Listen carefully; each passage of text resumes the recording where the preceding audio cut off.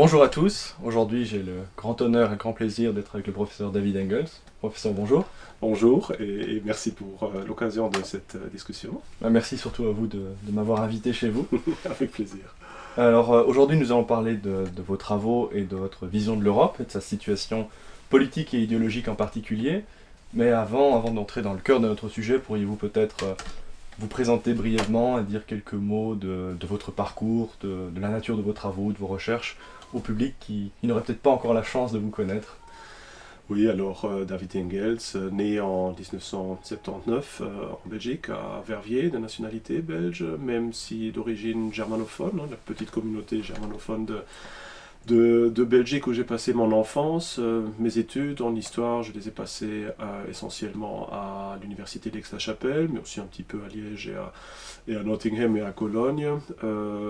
J'ai fait une thèse en histoire de l'Antiquité qui m'a valu le fait d'être nommé professeur d'histoire romaine, titulaire de la chaire d'histoire du monde romain à l'Université libre de Bruxelles en 2008, où j'ai passé 10 ans, avant finalement d'être appelé ici en Pologne sur un genre de chaire de recherche à l'Institut Zachodni à Poznan, où je passe mon temps depuis lors. Ce qui m'intéresse surtout, je dirais, dans ce parcours qui peut sembler fort international, de Belgique en Allemagne, finalement de retour en Belgique et puis en Pologne, c'est surtout mon intérêt pour la comparaison des grandes civilisations, la notion de déclin culturel, ou en tout cas d'une évolution prédéterminée culturelle, qui a mené au fait que j'ai rédigé toute une série, ou édité aussi toute une série d'ouvrages qui portent un peu sur les études au long terme, si on veut, des grandes civilisations, que ce soit sur la religion romaine, que ce soit aussi sur la comparaison entre la fin de la République romaine et la situation actuelle de l'Union européenne, des ouvrages sur la philosophie de l'histoire, sur Oswald Spengler, sur l'Empire séleucide. Donc disons, tout cet aspect-là des études culturelles, civilisationnelles m'intéresse vraiment fortement, et c'est à ça, finalement, je crois, que je vaux aussi le fait de me trouver maintenant ici à Varsovie, dans mon bureau. Oui, vous êtes d'ailleurs un grand connaisseur de l'œuvre d'Oswald Spengler, et c'est ça qui a un peu dirigé aussi l'objet de vos travaux, d'une certaine manière. Oui, absolument. Spengler, je l'ai découvert quand j'avais 17-18 ans, je crois, en même temps que mes études d'histoire aussi à Aix-la-Chapelle, et cette idée selon laquelle on pouvait comparer toutes les grandes civilisations humaines et d'une certaine façon voir qu'elles évoluent d'une manière parallèle, analogue les unes avec les autres, et que dès lors on peut, pour ainsi dire, prédéterminer le futur de l'histoire européenne en comparant la civilisation européenne à toutes les autres grandes civilisations humaines qui ont aussi toutes connu leur naissance, leur montée, leur apogée, leur déclin et leur stade de pétrification. Tout ça m'a énormément influencé très rapidement, et c'est ça que j'ai toujours eu finalement comme arrière-pensée dans ma tête quand je me suis lancé dans ces études d'histoire et de philosophie. Très bien. Ben, nous allons entrer dans le cœur de ce sujet. Donc vous êtes entre autres l'auteur de 3 livres importants. Je vais les montrer à l'écran, à savoir donc, Le déclin, sous-titré La crise de l'Union européenne et la chute de la République romaine. Que faire, sous-titré Vivre avec le déclin de l'Europe. Et Renovatio Europae, la rénovation de l'Europe, sous-titré Plaidoyer pour un renouveau espérialiste de l'Europe. On reviendra sur cette notion d'espérialisme un peu après. En fait, je voudrais vous interroger sur le lien qui unit ces 3 livres. Et je pense qu'il faut commencer par ce premier ouvrage, savoir Le déclin, qui est votre livre le plus connu, en fait, hein, celui qui vous a mis sur le devant de la scène intellectuelle, d'une certaine manière. Et dans ce livre, pour résumer les choses très, très simplement, vous établissez une comparaison très forte entre le déclin de la République romaine avant l'établissement de l'Empire par Auguste et le déclin de l'Europe contemporaine.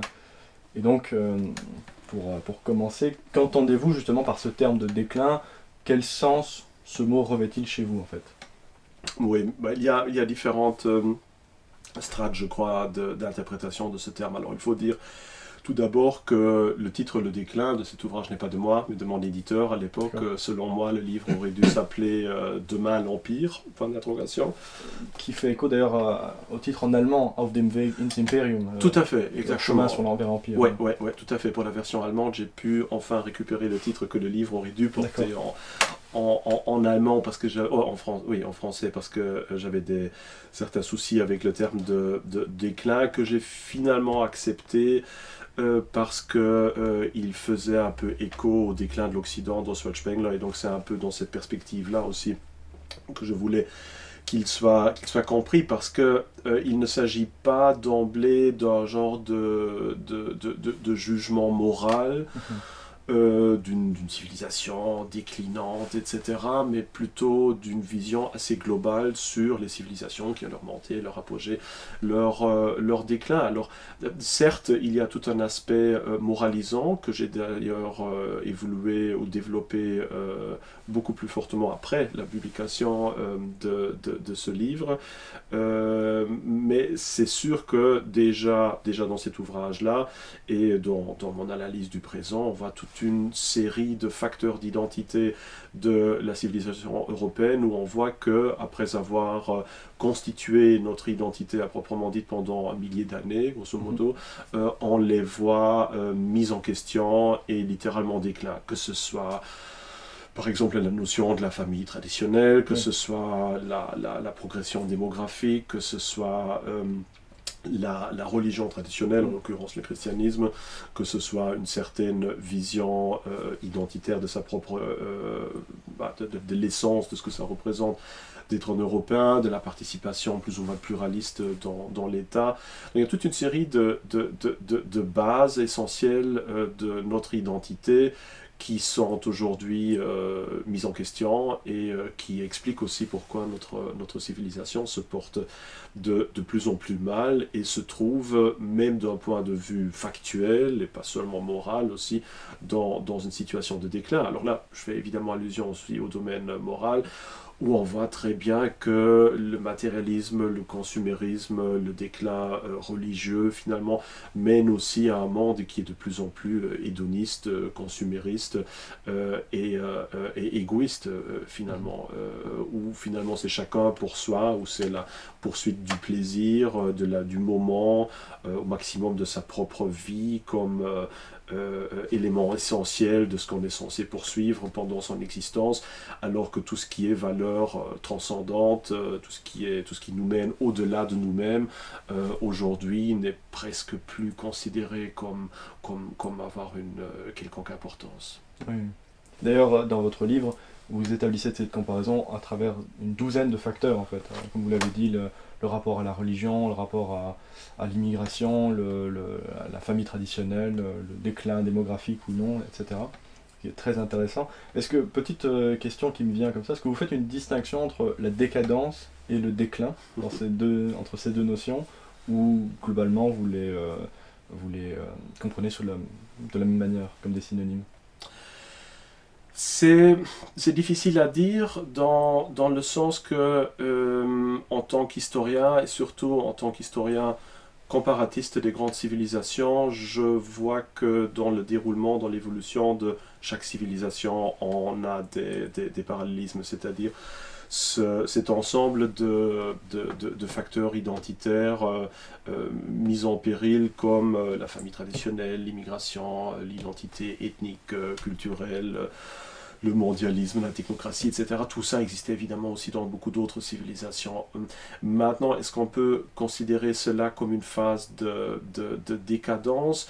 Peut-être pas encore totalement, dans le sens que je constate aussi, en comparant notre civilisation avec toutes les autres, que nous ne sommes pas encore à la fin de notre évolution. C'est-à-dire, nous sommes plutôt dans une phase de transition. Nous nous trouvons pour le moment au sommet, si on veut, d'une phase antithétique par rapport à notre véritable identité, telle qu'elle a pu être pratiquée durant la première moitié du deuxième millénaire, c'est-à-dire l'époque qu'on appelle le Moyen-Âge, où là, évidemment, tout ce qui est famille, religion, autorité, hiérarchie, corporatisme, etc., tous ces éléments-là se trouvent unis les uns aux autres et forment cette image tout à fait homogène, unifiée du monde, et qui est ensuite mise en question par cette phase antithétique qui commence par la Renaissance et qui nous bouscule dans le monde moderne, qui en grande partie est une antithèse, si on veut, au Moyen-Âge.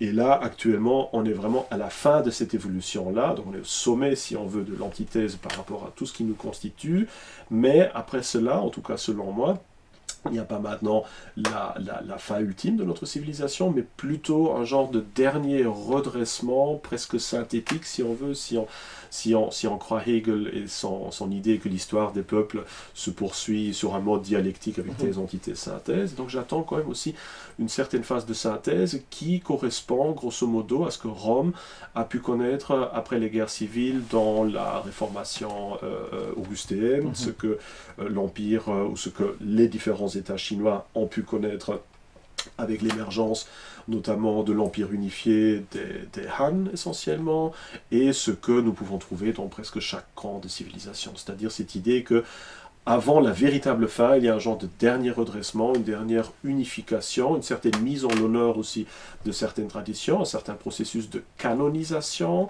qui est en même temps une certaine pétrification, et qui est ce que moi, en tout cas, j'attends pour la prochaine génération. Grosso modo, pour les prochaines 20, 30 années, c'est évidemment très hypothétique à dater comme ça à l'année près, mais c'est plus ou moins ça que je m'attends, et donc c'est pour ça que le terme de décadence dans son sens plein me semble problématique, d'autant plus que chacune de ces phases dans l'histoire, même si ça peut nous paraître parfois très difficile à assumer, a quelque part son sens dans le tout, et qu'au lieu de juger l'histoire, même s'il faut parfois évidemment la juger, même amèrement, mais au lieu de juger l'histoire, l'historien ferait mieux de considérer chaque époque en étant égale sous le regard de Dieu, comme disait Ranke une fois, et que même chez nous, même si on va très clairement que tout ce qui nous constituait historiquement est mis en péril aujourd'hui, il y a quand même toujours, au moins chez quelques-uns, cette volonté de maintenir coûte que coûte notre identité, de conserver quelque part ce qui constituait véritablement l'Occident, et qui va probablement être jugé par de futures générations comme étant justement l'élément le plus fertile de notre époque, qui sinon serait en effet probablement une époque plutôt de décadence et de déclin s'il n'y avait pas cette dernière lueur d'histoire. Cette dernière lueur, oui. Ouais. D'une certaine manière, vous, un peu comme Spengler, vous voyez le déclin comme la dernière phase, la Vollendung, comme il dit, d'accomplissement de la civilisation européenne. Cette civilisation qui, selon vous, a plutôt commencé avec la réforme carolingienne, en fait. Oui, tout à fait. Donc, bon, ça peut paraître curieux pour un antiquisant de se dire non, l'histoire de l'Occident ne commence pas avec les Grecs, mais avec les Carolingiens, ou peut-être même les Ottoniens, mais de fait, je considère la civilisation gréco-romaine comme étant très étrangère à la nôtre, et d'ailleurs, plus qu'on s'y penche, plus on voit aussi que sur toute une série de points, elle nous est aussi étrangère que la chinoise ou la musulmane ou l'indienne. Et donc certainement, il y a des phénomènes de réception. C'est sûr que notre civilisation, en grande partie, est construite sur l'utilisation d'éléments qui viennent de l'Antiquité, mais il faut savoir qu'on les réinterprète à notre sauce, si on veut, à notre image, et que déjà dans le fait des auteurs, des idées, des pensées, des styles que nous avons repris par rapport à tous ceux qu'on a préféré tout simplement ignorer, déjà ce choix-là reflète déjà la spécificité de cette âme européenne. Donc je dirais que l'influence de l'Antiquité sur nous, elle est un peu comme l'utilisation de spolies, d'éléments architecturaux en ruine quelque part, avec lesquels on construirait un nouvel ensemble qui ne ressemble pas du tout à celui dont on a exploité les ruines, et dont on a souvent, comme c'est le cas d'ailleurs dans la réalité, totalement mal compris certaines formes, comme ces chapiteaux corinthiens qu'on retrouve dans certaines églises romanes, tournés sens dessus-dessous comme une base de colonne, ou avec un grand trou dedans pour en faire un bénitier, ou des fonds baptismaux. C'est un peu comme ça finalement, c'est un peu ça que nous avons fait aussi avec l'Antiquité classique. Donc dès lors, pour moi, ce serait plutôt avec la réémergence de l'idée impériale sous Charlemagne et peut-être encore plus sous les Ottoniens, que là on voit une véritable émergence d'une idée d'un Occident unifié, assez différent finalement du passé antique, et qui en est conscient aussi de cette différence. Je vois. Alors, donc, les spectateurs ont compris, vous défendez une vision d'un certain déterminisme historique, on pourrait dire, qui laisse songer à une sorte d'inéluctabilité des phénomènes historiques qui surviennent. Or, cela peut faire songer à une sorte de pessimisme, en tout cas c'est un reproche qu'on a souvent fait à Spengler quand il a sorti son livre Le déclin de l'Occident. J'imagine que c'est un reproche qu'on vous a également adressé quelques fois. Néanmoins, en relisant récemment un article de Spengler qui s'intitule « Pessimisme » avec un point d'interrogation, Spengler revient en fait sur la réception de son ouvrage et il dit ceci: « Cet ouvrage s'adressait aux hommes d'action et non de critique, une image du monde où l'on put vivre et non ratiociner, telle était la fin véritable de mon œuvre. » Et plus loin dans le même article, il ajoute « Non, je ne suis pas un pessimiste. Le pessimisme, c'est l'incapacité à percevoir de nouvelles tâches. J'en vois tant, et qui ne sont pas encore accomplies, que je crains que le temps et les hommes ne manquent pour en venir à bout. » Vous reconnaissez-vous vous-même dans cet état d'esprit? Est-ce que votre livre peut vraiment être qualifié de pessimiste ou non? Ça dépend certainement du point de vue. C'est sûr que pour beaucoup de lecteurs, beaucoup d'auditeurs, il est difficile d'assumer, de pouvoir accepter que cette idée d'un progrès linéaire qui marquerait toute l'histoire humaine et où finalement on va toujours de mieux en mieux quelque part, et qu'il y a certes par-ci par-là quelques petits retours, quelques petits rejets, mais qu'au fond l'horizon est ouvert, que justement ce modèle-là ne soit pas adéquat, ça peut paraître fort déroutant pour certains, voire pessimiste. Le fait de se dire qu'il n'y aura plus jamais vraiment une grande littérature, une grande poésie, une grande musique européenne, et que le mieux quand nous puissions espérer, c'est peut-être un vague classicisme nostalgique, rétrospectif, associé comme à Rome avec cette réforme augustienne. Ça peut évidemment paraître peut-être même défaitiste, mais d'un autre côté, comme Spengler l'a très bien dit, nous devons accepter l'histoire telle que nous la trouvons devant nous, tout comme chaque âge d'un être humain a aussi sa justification. Le vieil âge des personnes âgées n'a pas moins de justification quelque part que la phase de l'enfance ou de l'adolescence. Le tout est justement de se conformer aux possibilités que nous avons encore devant nous, d'être réalistes, c'est-à-dire de savoir qu'est-ce qui est encore possible, quels sont nos atouts, quelle est la mission finalement que nous devons remplir, et de rester fidèles au tout, et surtout ne pas devenir comme certaines personnes âgées, justement, qui ne veulent pas accepter leur situation, qui veulent jouer coûte que coûte une deuxième adolescence, qui ne veulent pas réaliser les limites de leur corps, de leur santé, et dès lors qui prennent parfois des risques aussi pour leur santé ou pour leur existence, qui les mènent parfois dans des périls, voire des grands problèmes, et surtout le ridicule. Ce qui est quelque chose que nous, en tant qu'Européens, occidentaux, nous devons tout à fait éviter. Et c'est pour ça que je citais aussi Rank, qui justement, quand il disait que chaque civilisation, chaque âge, quelque part, a sa justification, certes, l'âge aussi d'un être humain est une époque de déclin, si on veut, parce que nos capacités corporelles sont en plein déclin. Il faut l'accepter. De ce point de vue-là, ce n'est même pas un jugement moral. Si on dit qu'une personne âgée elle a moins de facultés généralement que quelqu'un qui a une vingtaine d'années, mais en même temps, cela ne veut pas dire que sa vie n'a plus aucun sens et qu'il peut autant se suicider quelque part. Et avec ça, d'ailleurs, on est en plein dans toute la lutte aussi sur l'euthanasie, et qui reflète quelque part aussi cette vision de l'homme moderne de devoir tout contrôler et de ne juger l'existence que par rapport au sommet qu'on peut peut-être atteindre durant l'adolescence ou l'âge adulte, et qui, dès que toutes ces facultés extérieures, matérielles ne sont plus données, que le reste de la vie n'a plus aucun sens. Donc de ce point de vue-là, je ne suis certainement pas pessimiste, au contraire, il y a certainement toute une possibilité d'action que nous avons encore devant nous, notamment justement cette perspective que beaucoup trouvent d'ailleurs très, voire trop optimiste encore, d'un genre de dernier rebond occidental, d'un genre de dernière époque augustéenne qui, au lieu de nous mener tout droit vraiment vers l'abîme, au contraire, nous assurait au moins un genre de point final pour donner sens à l'ensemble de ce qui est de ce qui s'est passé devant nous. Et ce point final, nous ne l'avons pas encore eu. Toutes les grandes civilisations l'ont, donc si nous aimons quelque part notre tradition, notre histoire, etc., nous devrions œuvrer justement avec les forces qui nous restent pour assurer cette fin qui clôturerait l'évolution de notre civilisation. Je vois.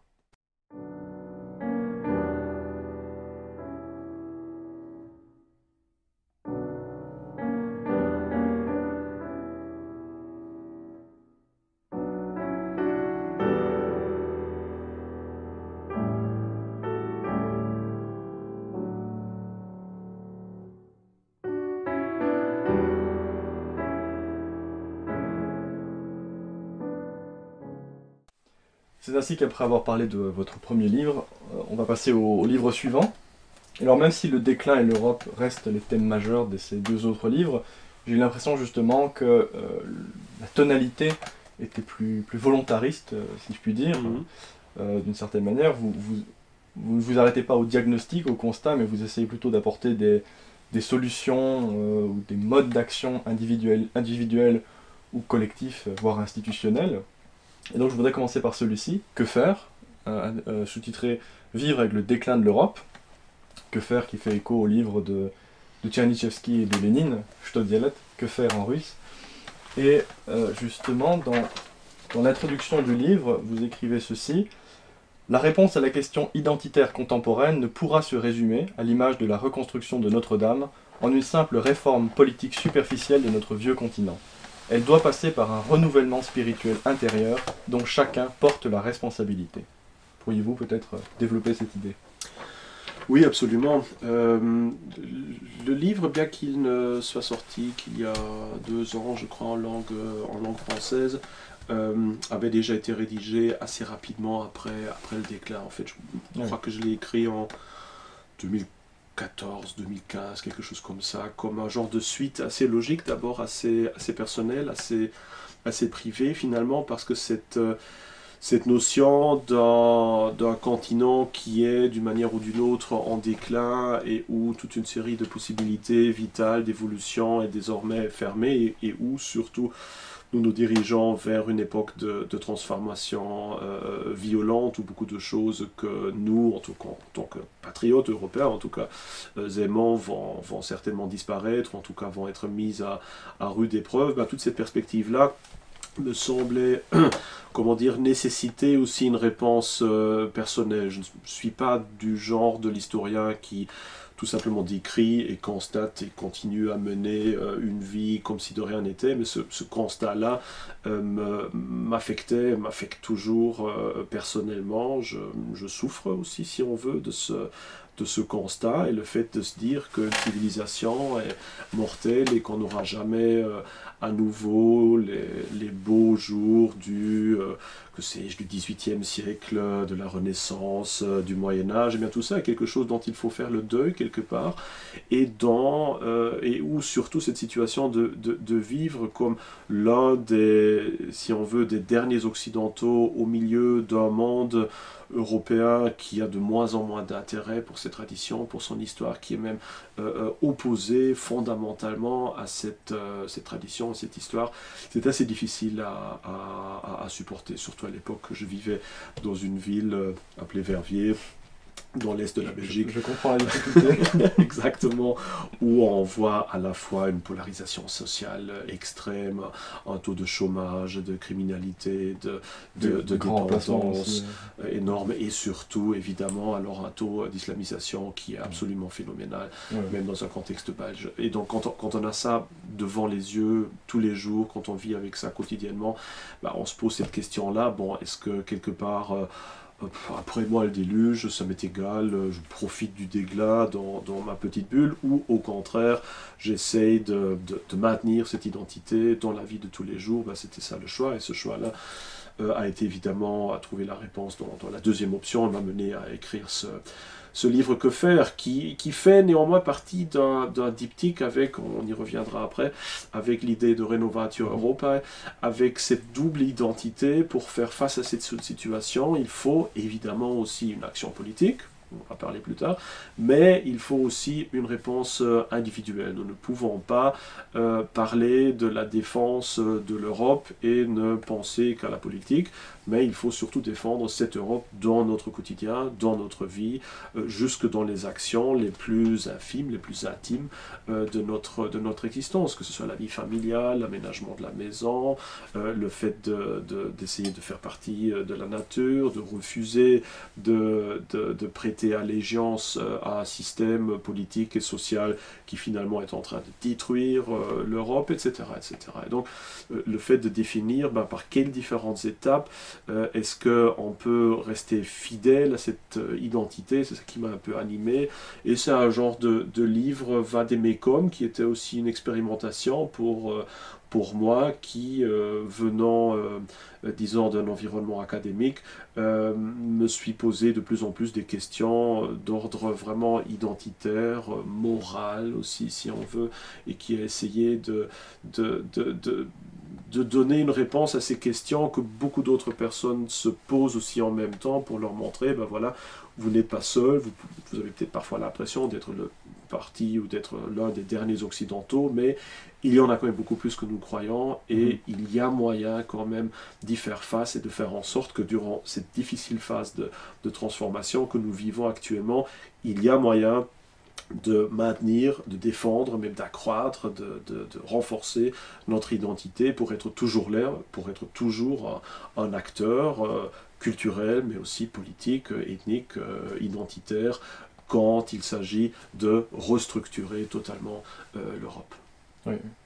Et parmi tous les conseils que vous donnez en fait dans ce livre, vous incitez vos lecteurs à partir du principe, enfin, à se montrer réalistes tout d'abord. Et qu'est-ce que vous entendez par là? En fait, vous incitez vos lecteurs à partir du principe que l'État nous a abandonnés, d'une certaine manière, qu'il n'y a pas, en tout cas au moins à l'Ouest, qu'il ne faut pas attendre de l'État le salut, qu'il ne faut pas attendre qu'il vienne changer la situation du tout au tout. Et vous en appelez plutôt à la constitution de nouveaux réseaux, à la formation d'une nouvelle société civile, d'une certaine manière. Est-ce que vous pourriez peut-être développer ce point qui, à mon avis, est assez important dans le contexte dans lequel on est? Ce que vous appelez en fait les Européens à pratiquer une forme de communautarisme, en fait, peut-être par rapport ou conjointement aux autres communautarismes extra-européens sur le territoire. Est-ce que les Européens ne doivent pas faire eux-mêmes preuve de communautarisme?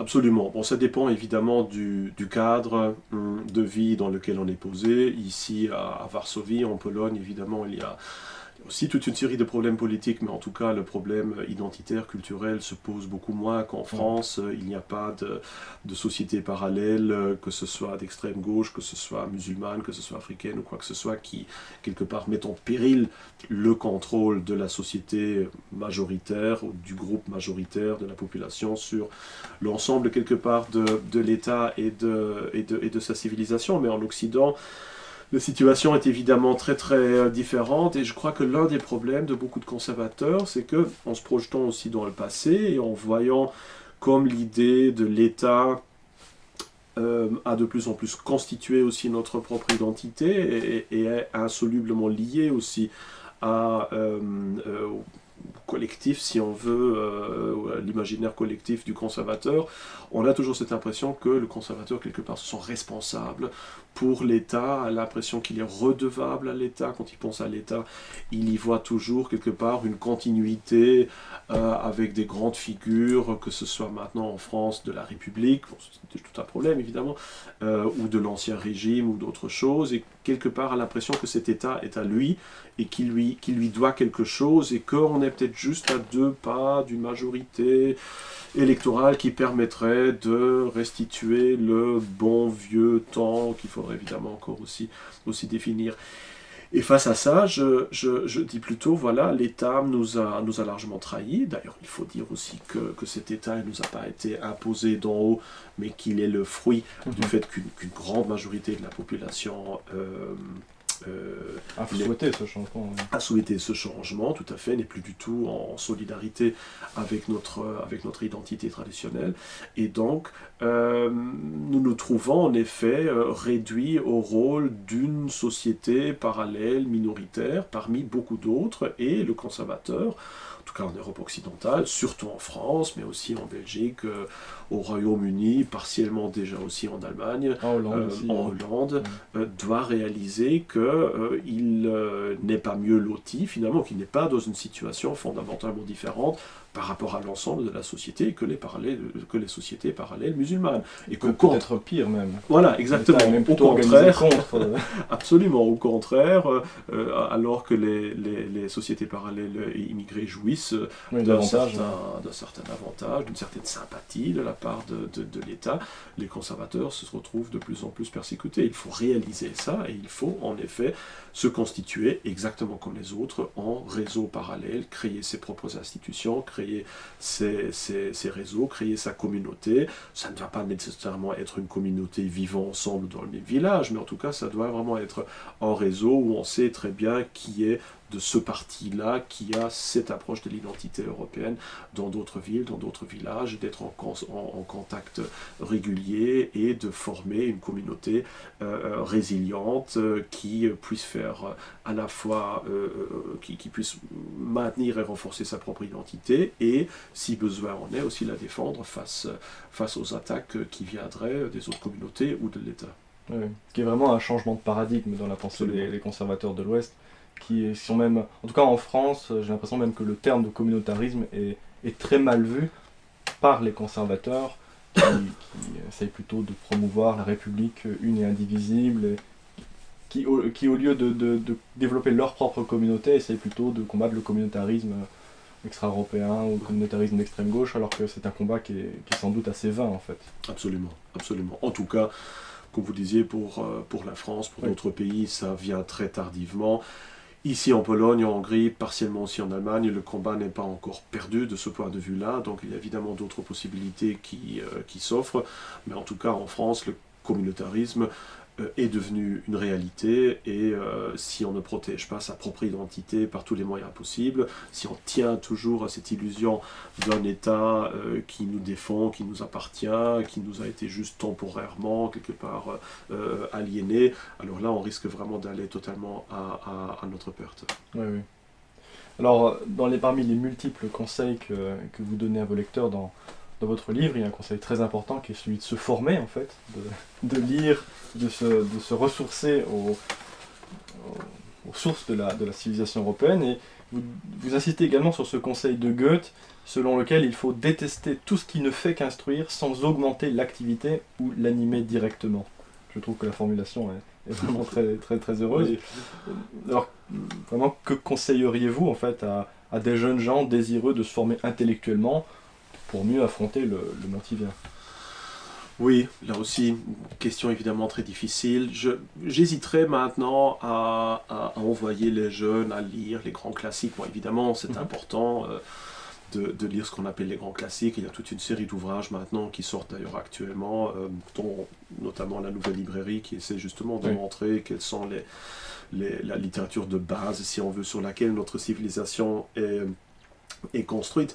Mais bon, ça c'est une évidence évidemment que pour nous rasseoir dans notre propre identité, pour mieux la comprendre, il faut en étudier le passé et qu'il faut renouer avec ces traditions. Mais ce que je veux dire par là, ce n'est pas seulement une connaissance, disons, purement abstraite de quelques grands classiques, mais plutôt cette capacité de se projeter dans le passé, d'essayer de ressentir ce passé par l'intérieur, de pouvoir littéralement s'immerger dans le sentiment de vie d'une certaine période passée pour pouvoir justement se sentir en continuité avec le passé. Parce que je crois que c'est ça surtout le grand problème, même dans les universités, les étudiants, ou aussi les écoles, les étudiants apprennent toute une série de bases de notre civilisation, mais Et encore de moins en moins. de moins en moins, mais surtout comme s'il s'agissait d'une civilisation qui D'un musée, en fait. ne serait pas la leur. Voilà, un musée.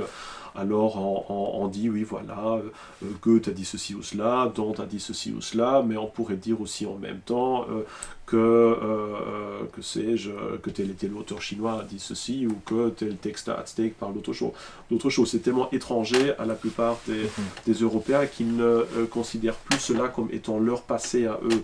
Et donc je crois que là, il s'agit surtout d'un paradigme, c'est-à-dire qu'une nouvelle génération conservatrice doit comprendre qu'il s'agit de leur passé, que ça leur appartient, que c'est leur héritage, qu'ils font partie de cela, qu'ils ont le droit de se sentir justement les héritiers de ces textes-là du passé, et que c'est à eux de les défendre, que c'est ces textes-là qui les ont produits, mais qu'ils les obligent aussi d'une certaine façon à les défendre, à en devenir les avocats.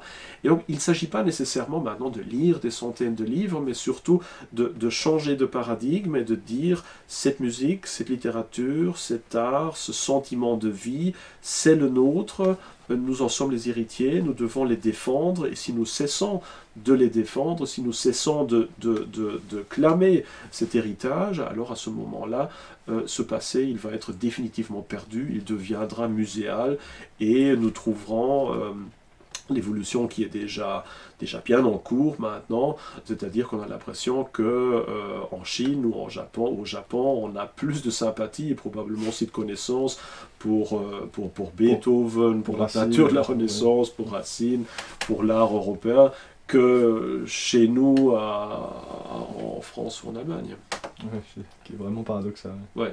Ben, comme le château de Heidelberg, c'est un très bel exemple que les auditeurs connaissent peut-être, hein, ce château qui avait été détruit par les troupes françaises de Louis XIV.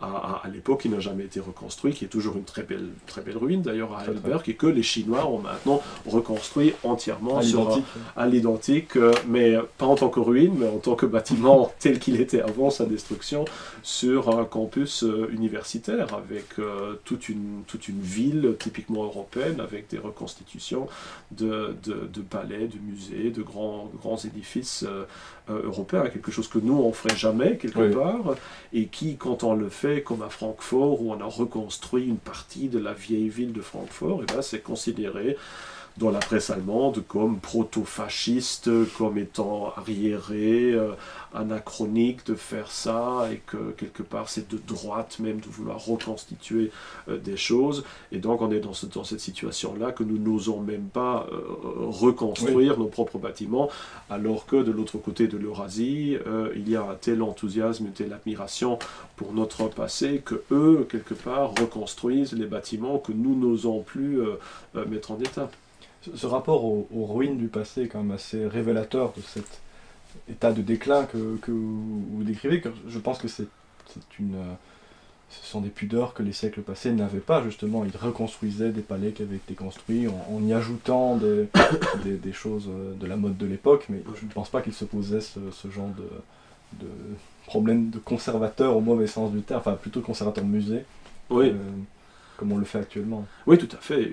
À mon avis, surtout la civilisation occidentale est probablement la seule qui ait même volontairement construit des ruines. Comme quand vous allez à Potsdam, par exemple, vous avez le petit monticule de ruines romaines où on a construit des ruines volontairement pour paraître comme si c'était des ruines romaines dans cette idée romantique du tournant du 18e au 19e siècle. Bon, ça c'est évidemment aussi encore un aspect encore très différent, cette fascination de l'esthétique romantique, mais ce qui est en tout cas très, très typique, c'est de voir que de nos jours, il n'y ait même pas de respect pour les témoins de notre passé, mais qu'il y ait même une certaine haine.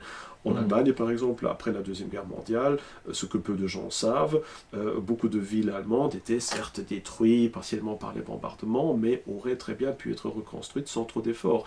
C'est les Allemands eux-mêmes qui ont préféré faire table rase, de se lancer totalement dans la modernité pour oublier aussi leur passé et qui ont rasé pas mal de choses qui auraient pu être reconstruites. Donc ici en Pologne, ils ont reconstruit les mêmes villes ont été... À Gdansk, ça a été entièrement reconstruit, c'est-à-dire très réussi.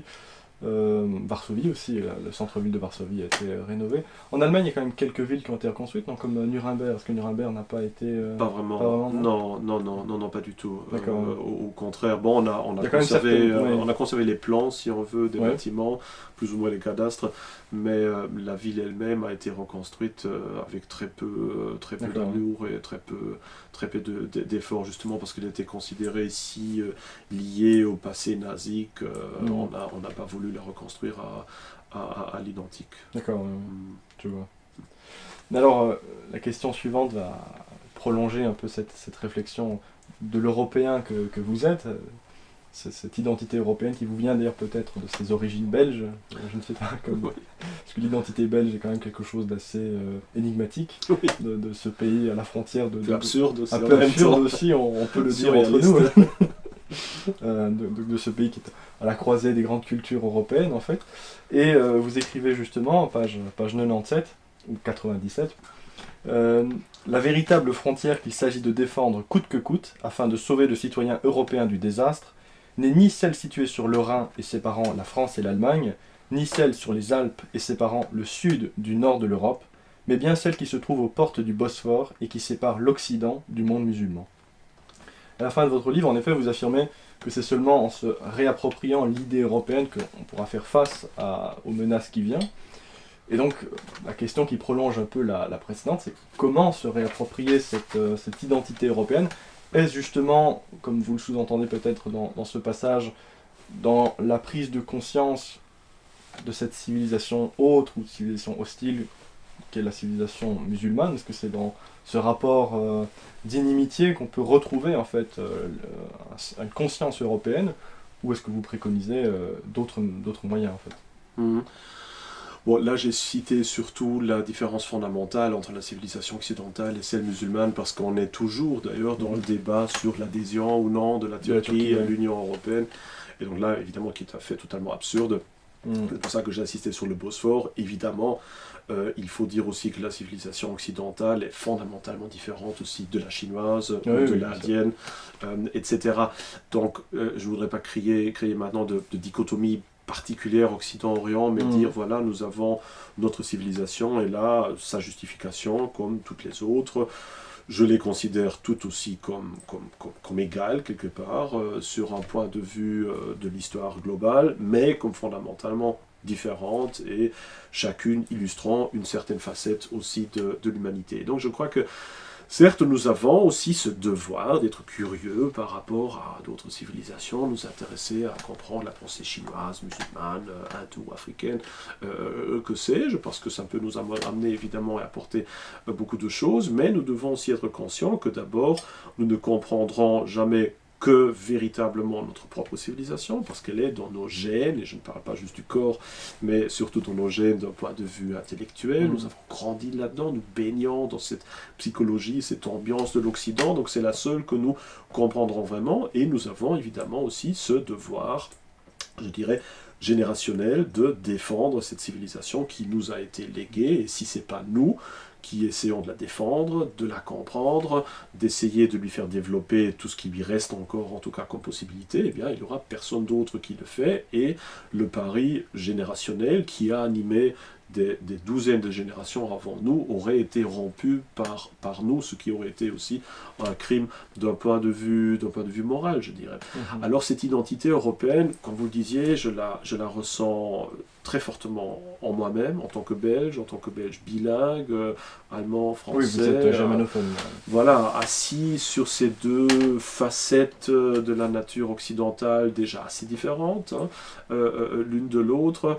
Être belge, c'est pas vraiment une identité nationale quelconque, facile, c'est déjà quelque chose d'assez complexe, donc forcément, je me sens très européen et je vois surtout ce qui nous unit. Et j'ai l'impression l'impression qu'au-delà des différences, certes qui existent, entre les États-nations qui eux-mêmes sont quelque chose de relativement nouveau dans l'histoire européenne, bien, ce qui nous unit est beaucoup plus grand que ce qui nous sépare. Et d'autres générations en étaient d'ailleurs beaucoup plus conscients qu'aujourd'hui. On dit toujours qu'avant il y avait l'âge de l'État-nation, les nationalismes, qui voulaient tous s'attaquer les uns les autres, alors qu'aujourd'hui nous nous aimons tous, les uns les autres, mais au contraire, je suis persuadé que même encore à l'aube de la Première Guerre mondiale, les intellectuels français européenne et allemands étaient beaucoup plus conscients qu'ils étaient des Européens et qu'au-delà de toutes les différences, ils faisaient partie de la même civilisation que aujourd'hui, où justement ces mêmes intellectuels se rendent compte des différences nationales,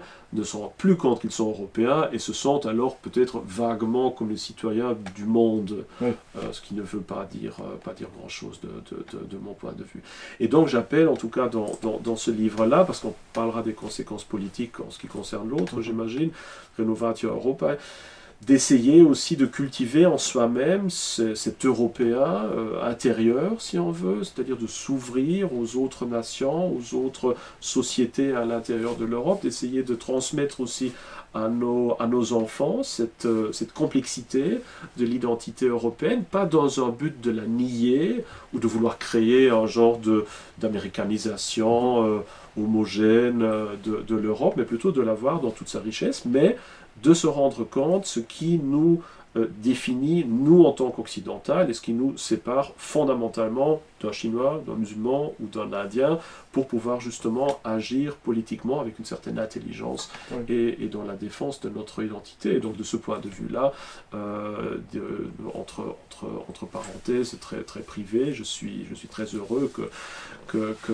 mes fils grandissent ici trilingues et pratiquent quotidiennement le français, l'allemand et le polonais comme des langues qu'ils gèrent d'une manière tout à fait égale et tout à fait aisée, sans pour autant maintenant se lancer dans un genre de cosmopolitisme indistinct, mais plutôt dans la volonté de comprendre de l'intérieur la richesse, la complexité, parfois aussi la complémentarité ou non-complémentarité de ces différentes traditions nationales, mais qui sont tellement imbriquées que nous faisons tous partie de cette même civilisation européenne et que surtout qu'aujourd'hui, si nous voulons défendre même l'identité nationale française ou allemande ou polonaise, nous devons défendre l'Europe. Oui. C'est ça surtout c'est un point qui paraît très très important. Oui. L'Europe, mais pas l'Union européenne, évidemment. Oui, on va arriver là-dessus. Juste pour terminer sur ce chapitre et pour prolonger un peu cette idée, quand justement vous parlez de ces civilisations qui sont autres, le monde islamique, mais le monde chinois aussi, qui sont vraiment à un même degré d'étrangeté, si je puis dire, comme ceci, est-ce que, vous avez aussi cité Hegel tout à l'heure, est-ce qu'on ne pourrait pas justement voir une sorte, possiblement, de ruse de la raison, d'une certaine manière, dans cette présence massive et de plus en plus massive de peuples venant de civilisations étrangères, en l'occurrence la civilisation islamique, mais pas seulement. Est-ce que la présence massive de ces populations sur le sol européen ne pourrait pas, à terme, par une sorte de ruse de la raison, être l'occasion d'une prise de conscience de cette identité européenne à un niveau politique? Car je suis tout à fait d'accord, la plupart des intellectuels au début du XXe siècle étaient bien plus européens que nous ne le sommes aujourd'hui. Il y avait et même pas qu'au début du XXe siècle, mais au Moyen-Âge, l'époque de Dante, etc. Il y avait d'ailleurs le latin comme une langue commune. Ou le français au XVIIIe, avec Voltaire, qui traverse toute l'Europe. Mais politiquement, il n'y avait pas encore d'unité vraiment achevée. Est-ce que, justement, ce contraste, cette présence des populations venant de civilisations étrangères, ne pourrait pas être l'occasion de créer enfin l'Europe? Oui, la vraie Europe. La vraie Europe, oui, c'est quelque chose que je pense très souvent aussi. Je trouve que d'ailleurs le terme de ruse de l'histoire s'applique très bien. Je crois que d'ailleurs on le constate aussi ces dernières années, que les différents mouvements jadis nationalistes, souverainistes, etc., qui ont longtemps eu des difficultés à se coordonner les uns avec les autres, là, de plus en plus constatent quand même, grâce justement à un antagoniste commun, qu'ils ont beaucoup de choses en commun. Alors que l'antagoniste soit l'Union européenne, et en tout cas cette élite globaliste, cosmopolite, qui essaie justement d'imposer aux différents peuples ce carcan, qui n'est même pas un carcan européen, qui est plutôt un carcan anti-européen, ou que ce soit justement le danger de l'islamisation, tout à fait évidente, évidemment, surtout quand on pense à la France, réveille quand même de plus en plus, j'ai l'impression, cette conscience qu'au-delà de ces différences nationales, nous sommes des Européens et que nous avons cette obligation de nous unir pour faire face à des dangers que nous partageons tous. D'ailleurs, il y a, comme on dit, il y a l'immigration de masse, mais il y a aussi le déclin démographique, qui est aussi quelque chose dont justement les conservateurs se rendent de plus en plus compte, alors que leurs ennemis considèrent ça comme une bonne occasion de faire disparaître... oui, parce que ça, au niveau européen, tous les pays européens souffrent de cette même perte démographique. Oui, tout à fait. Pas tout au même niveau, mais quand même... Et les pays de l'Est, à ce niveau-là, ne sont pas tellement plus encourageant, j'ai l'impression. Non, pas du tout, mais évidemment, ici, il n'y a pas non plus l'apport de population des sociétés immigrées qui ont généralement une fertilité quand même nettement plus élevée, notamment la France. Donc je crois que justement le fait que la France ou le Royaume-Uni se tirent pas trop mal de l'évolution démographique actuelle est certainement aussi dû au fait que justement la population n'est plus vraiment une population européenne très homogène. Et puis à ce niveau-là aussi, il faut évidemment dire que je préférerais de loin une population déclinante, mais du moins solidaire, unie culturellement, etc., qu'une population qui s'accroît, mais qui se déteste de plus en plus mutuellement, qui risque de faire la guerre. Comme l'exemple du Japon, en fait. Je pense qu'ici, il y a une perte démographique, mais eux ont fait le choix de ne pas favoriser l'immigration extra-japonaise. Oui, en favorisant évidemment des choses comme l'intelligence artificielle, la robotisation, le transhumanisme, qui est évidemment aussi quelque chose que je ne verrais en tant que conservateur, en tout cas avec une grande distance. Mais ce qu'il faut dire aussi, c'est que ce phénomène de multiculturalisme, là aussi, n'est pas nouveau dans l'histoire. On voit à la fin de la République romaine aussi exactement le montrez dans votre livre. Voilà, on le voit dans toutes les grandes civilisations, leur période finale est marquée justement par l'immigration de masse, par... Juvénal en parle d'ailleurs, je crois, dans... Voilà, sous l'Empire, voilà, sous la fragmentation culturelle, ethnique, et justement sur une réflexion de plus en plus constructive sur, voilà, nous sommes désormais une société multiculturelle, si nous le voulons ou non, mais voilà, la réalité est telle qu'elle. Comment peut-on faire pour sauvegarder quand même ce qui reste encore de cette véritable identité culturelle traditionnelle, et comment est-ce qu'on peut la gérer et la défendre pour justement la rendre plus intégrative par rapport à ces autres. Et donc là, on est vraiment aussi presque dans un vocabulaire hegelien, on est aussi à la transition où justement en tant que conservateur européen, il faut cesser de voir notre identité collective sous le biais ethnique, mais le voir de plus en plus sous le biais civilisationnel, comme une culture, comme un faisceau identitaire qu'il faut maintenir, mais l'ouvrir d'une manière à pouvoir justement intégrer, absorber, assimiler au long terme ces différentes sociétés parallèles, car si nous ne le faisons pas, alors là nous courons tout droit vers la guerre civile. Très bien.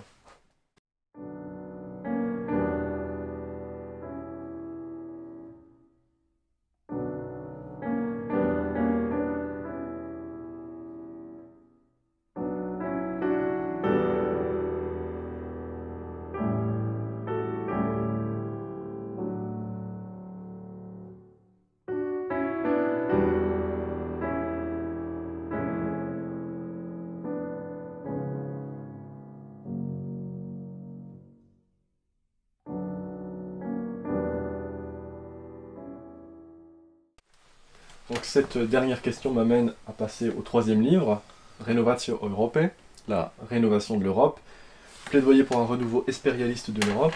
Alors, avant de commencer, donc ce livre est un livre collectif en fait, rédigé avec des auteurs polonais, hongrois, allemands également, français, italien. Oui, tout d'abord, avant d'en parler, qu'est-ce qui vous a motivé en fait à diriger ce livre? Quel était le contexte d'écriture en quelque sorte?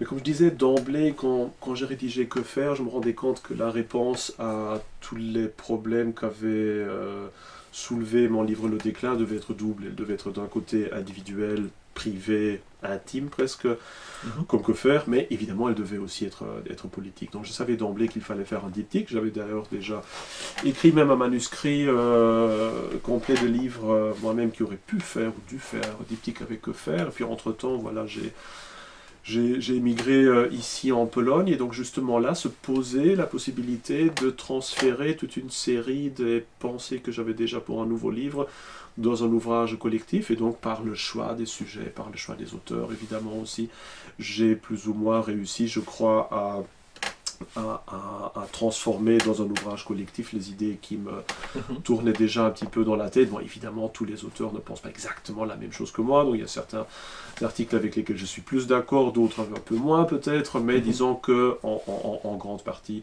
ça va dans la bonne direction, c'est-à-dire celle justement de la nécessité d'un renouveau européen sur une base patriotique et plutôt traditionnaliste, en tout cas d'un point de vue solidaire par rapport à notre passé. Et donc ce livre, il décline ça. Alors le contexte, il est évidemment aussi très, très typique, dans le sens que justement, c'est ici en Pologne en particulier, et peut-être plus en général dans les pays Visegrad, que je trouve justement beaucoup plus qu'à l'Occident cet esprit d'un patriotisme européen qui n'est pas opposé à un patriotisme national aussi. C'est-à-dire, je vois surtout en France ou en Allemagne, soit ce globalisme, ou alors un genre de souverainisme nationaliste, etc. Encore parfois très anti-allemand ou genre de choses. Voilà, qui fait revenir de vieilles velléités qui, à la limite, sont très, très autodestructrices. Or, ici, je trouve que même beaucoup de conservateurs ont un certain patriotisme polonais, mais toujours comme faisant partie d'un patriotisme européen plus large. Même quand vous entendez des discours de Viktor Orban, par exemple, c'est jamais nous les Hongrois, mais c'est toujours... Orban est peut-être d'ailleurs le dirigeant qui a la conscience européenne la plus développée. Exactement, exactement. Et donc là, on parle vraiment de la défense de l'Europe, mais de la véritable Europe. Pour ce qui est des Polonais, ils sont quand même très anti-russes. Encore une fois, j'imagine que chez les conservateurs polonais, il doit y avoir un ressentiment historique envers la Russie encore très fort, ou au contraire vous trouvez que ça commence à disparaître? Non, ça fait certainement encore partie de la mentalité polonaise, d'avoir une très grande méfiance par rapport à la Russie. Il ne faut pas oublier qu'il y a des régions entières de la Pologne qui ont été occupées d'une manière presque ininterrompue depuis 200 voire 250 ans par la Russie. Donc, par l'Allemagne aussi. Et par l'Allemagne aussi, évidemment. Et donc ça crée forcément une certaine peur, quelque part, d'un retour de la Russie. D'autant plus que voilà, le différend catholique orthodoxe est quand même assez fort, et qu'il y a là-dedans aussi ces velléités du grand et du petit frère slave, quelque part, ces animosités à l'intérieur aussi d'un même groupement culturel plus large, si on veut, qui joue, mais aussi en même temps, et là on revient évidemment à une question très, très spenglerienne, aussi la question, est-ce que la Russie fait partie de la civilisation occidentale ou non? Je dirais que probablement la plupart des intellectuels actuels russes diraient probablement que non, que la Russie est quelque chose d'à part, d'eurasien, civilisation russe à part. Civilisation à naître. Spengler avait dit la même chose. Pour lui, c'était aussi une civilisation fondamentalement différente, et donc pour Spengler notamment, c'est justement un peu à l'est de la Vistule que se situe la fin de l'Europe, vu qu'au-delà c'est une civilisation russe encore à naître finalement, qui commencerait. Donc c'est peut-être aussi ça que certains Polonais croient ressentir, dans le fait que voilà, on est occupé par un pouvoir qui parle certes une langue similaire à la nôtre, qui certes est chrétienne, mais qui au fond vit sur un paradigme psychologique entièrement différent. Peut-être, en tout cas. Donc il y a ça, et c'est pour ça aussi que dans notre ouvrage, on se concentre surtout sur une unification européenne, un certain patriotisme européen qui comporte la vieille Europe, celle aussi unie en grande partie, même si pas entièrement, par l'Union européenne, sans incorporer la question de l'appartenance ou non de l'espace russe à cet ensemble. Ouais. Oui, oui. Alors, une autre question qui va peut-être être suscitée dans l'esprit des spectateurs, vous en avez déjà un peu parlé au début, mais peut-être c'est l'occasion de revenir là-dessus, comment concilier le déclin de l'Europe avec la rénovation de l'Europe? Est-ce qu'il n'y a pas une contradiction entre l'idée d'un déclin inéluctable comme faisant partie d'une phase inscrite dans le développement historique de cette civilisation et un projet de rénovation en tant que tel? Oui, je crois que là, il faut faire la différence entre l'idée d'une rénovatio et d'une renaissance. Alors, il est sûr que nous n'aurons pas de renaissance européenne. Il n'y aura jamais vraiment un retour à l'ancien esprit européen, un retour de nouveau à cette plénitude créatrice, etc., que nous avons pu connaître au Moyen-Âge, au début de l'époque moderne, ça c'est sûr. Notre civilisation est en train de s'épuiser, mais, comme je le disais déjà avant, ce qui n'est pas exclu, ce qui est même probable, et je dirais même souhaitable, c'est ce dernier regain, finalement, ce dernier regain civilisationnel, augustéen, si on le veut, qui est à la fin de chaque civilisation, dans l'histoire mondiale, et que j'attends aussi pour l'Europe. Et donc c'est un peu dans cet esprit-là que je conçois cette rénovatio comme un genre de possibilité rétrospective de donner sens à l'ensemble de ce qui est derrière nous en tant qu'histoire, et surtout la possibilité d'organiser cet espace, d'organiser cette civilisation d'une manière finale pour la rendre alors résiliente pour les générations, peut-être même les siècles à venir, tout comme l'Empire romain aussi a pu faire face à beaucoup de dangers pendant des siècles. Je suis peut-être un peu plus pessimiste par rapport à l'Europe actuelle, vu que l'Empire romain n'a pas eu d'ennemis aussi, ou en tout cas de concurrents aussi puissants que l'Europe là aujourd'hui sous forme de la Chine. Donc là on est évidemment dans une constellation un peu différente, mais justement cette constellation-là nous oblige probablement encore à former une unification politique encore plus intense, plus résiliente, plus capable de se défendre aussi à l'extérieur. Et c'est un peu dans cet esprit-là que j'entends ce mot renovatio, qui fait évidemment aussi allusion à l'idée de la renovatio imperii, ou différentes formes de renovatio.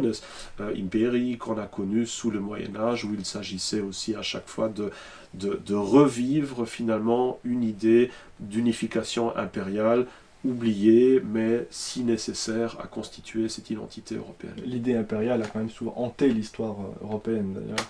Tout à fait. Mais pour que ce soit clair vraiment pour les spectateurs, pour vous, d'une certaine, enfin, si je vous suis bien, la période de l'Empire romain, qui a commencé avec Auguste, avec le Principat, n'est pas une période de grande création intellectuelle, de renouveau intellectuel ou artistique, ou ce genre de choses.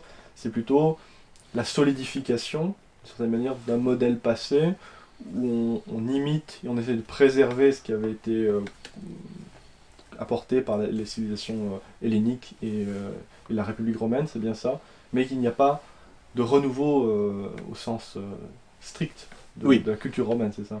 Oui, absolument. Pour moi, l'Empire romain n'est pas l'apogée de l'Antiquité, c'est la fin. C'est parfois une idée qu'on a, c'est que territorialement, l'Empire romain, avec, je pense, Trajan atteint son apogée territorial, et donc parfois on a dans l'image populaire l'idée que l'Empire romain c'est l'apogée de Rome. Or vous dites plutôt au contraire, c'est la fin, c'est le déclin de la civilisation romaine. Tout à fait, c'est, si on veut, la pétrification de cette civilisation. Alors certes, surtout sous le début de l'Empire, on voit certains sommets au niveau de la complexité, de la richesse matérielle de Rome, au niveau de l'infrastructure, au niveau de son extension, mais justement cet apogée, il est d'ordre purement extensif, quantitatif, il n'est pas qualitatif. Je dirais que le sommet, l'apogée qualitatif de l'Antiquité classique se situe au 5e, 4e siècle, en Grèce, en Italie évidemment, en Sicile, etc. Là, on a certainement le moment de la plus grande complexité politique, originalité intellectuelle, richesse artistique.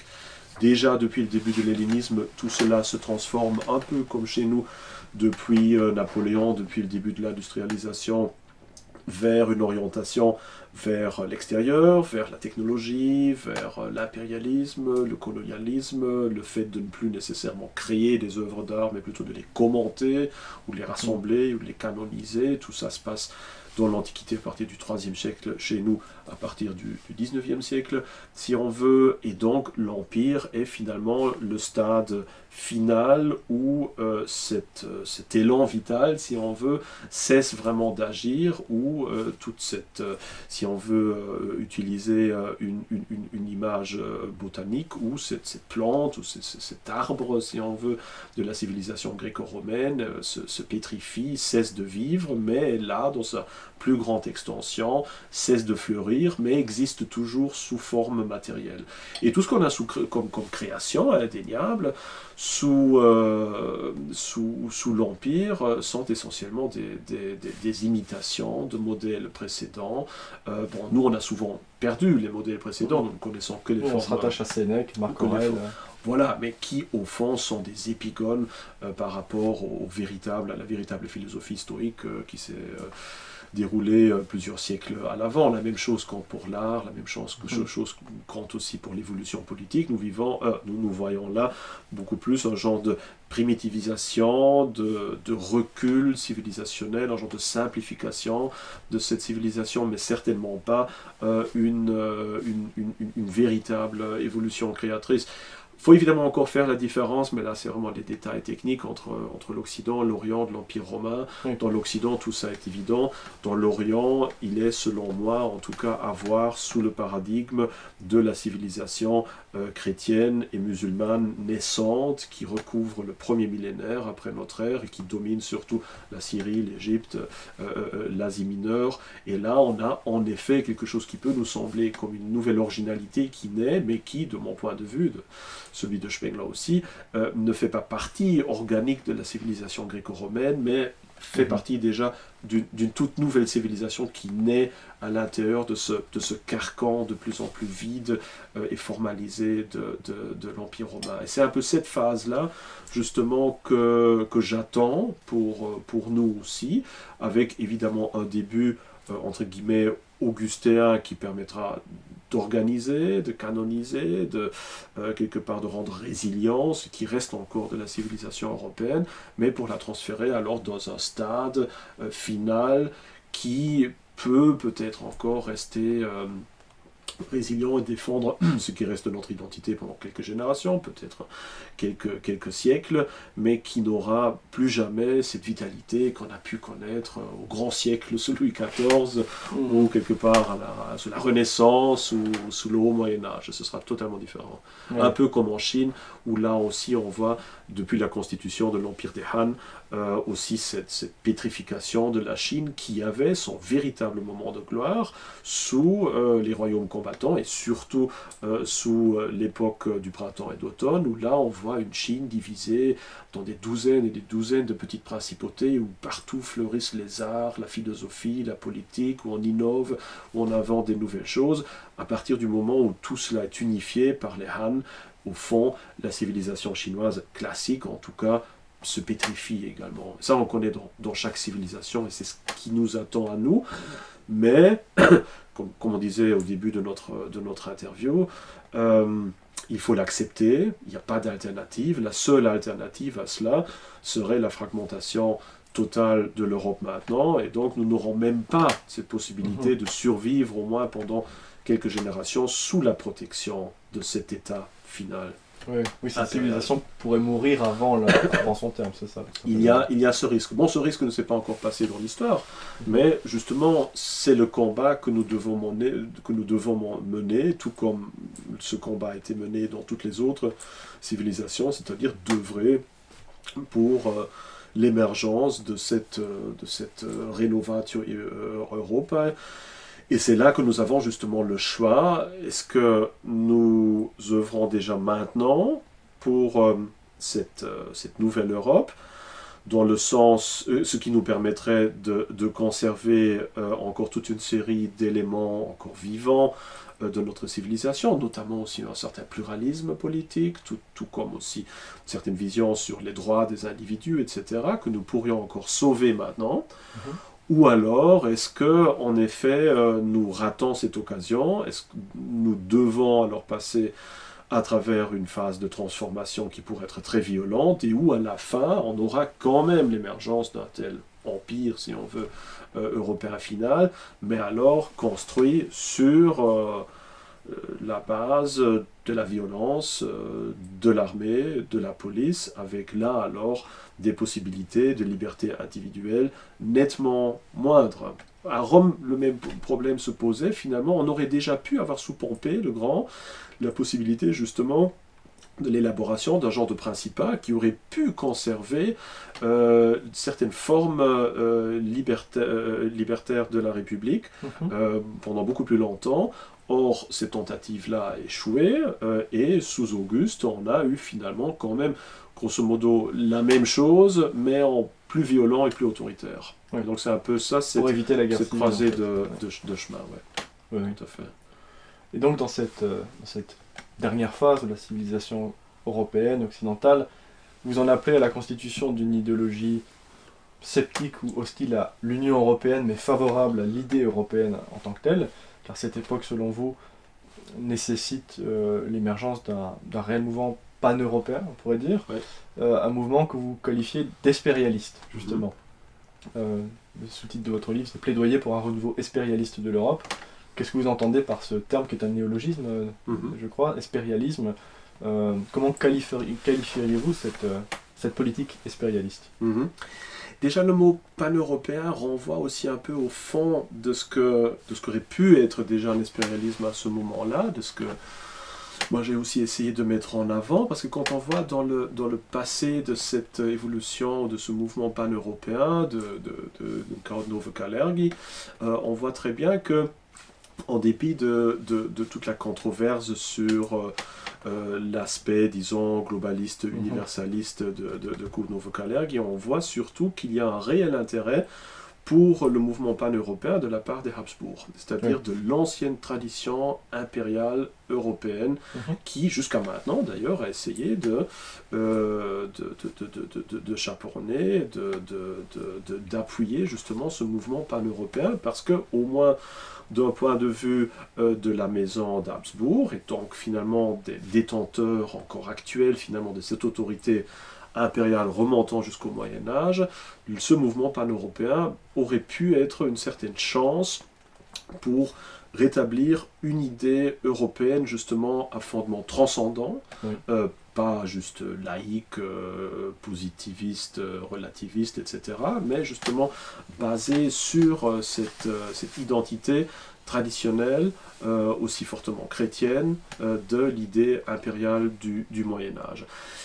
Bon, on sait évidemment que ce mouvement pan-européen a eu ensuite une évolution très complexe. On voit aussi que justement il a été repris par les différentes institutions de l'Union européenne qui en ont fait plus ou moins le contraire de ce que certains, au moins de ses fondateurs, avaient voulu mettre en œuvre, où justement cette approche plutôt transcendante a été transformée en un genre de matérialisme, et où le conservatisme chrétien qui était à l'origine s'est transformé beaucoup plus en un genre d'activisme socialiste, écologiste, libéral, etc. Bon, ça c'est évidemment de l'histoire ancienne. Alors l'idée derrière le mot impérialisme, c'est justement que nous ne devons pas laisser le champ de bataille, pour ainsi dire, aux européistes, et surtout pas nous laisser intégrer dans une dichotomie fausse, où soit on est pour l'Europe, et donc on est pour l'Union européenne, et donc on est européiste et on soutient ce régime bruxellois,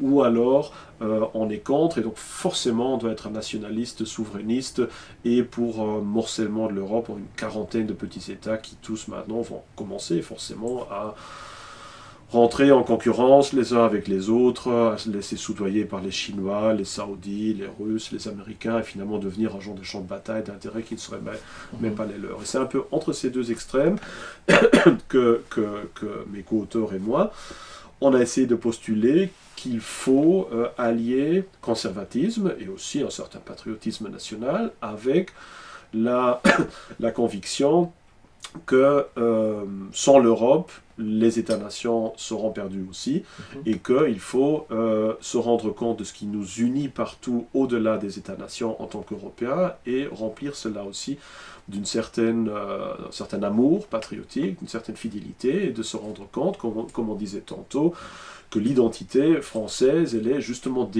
défendue par un projet européen conservateur et patriotique, qui est très différent forcément de l'Union européenne. Et donc on n'a pas pu évidemment donner à cette idée-là, c'est-à-dire d'un conservatisme patriotique européen, pro-européen, le nom d'européisme ou d'occidentalisme, européanisme, etc. Occidentalisme peut-être.